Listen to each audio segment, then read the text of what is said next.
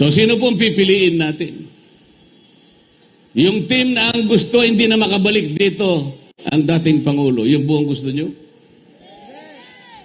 Yung team na yun na gusto nila tanggalin ang Vice President kapag nakakuha sila ng maraming boto, yun po ba ang gusto nyo?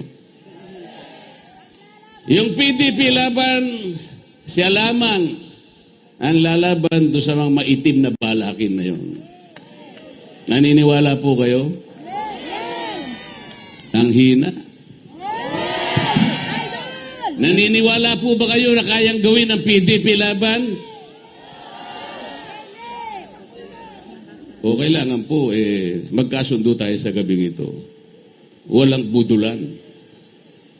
Kailangan kontrata po. Kontrata.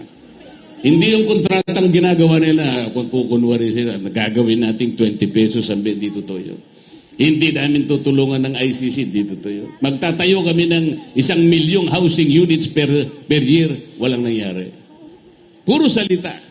Ang gusto ko po, salitaan na tayo lang tayo dito ngayong gabi.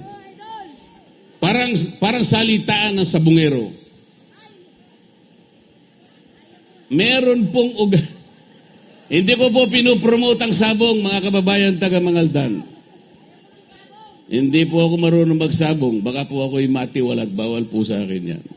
Bakit ko po sinasabi sa inyo na kung minsan napakabuti pa na kopyahin ng isang ugali ng isang sabungero? Meron silang isang natatanging ugali.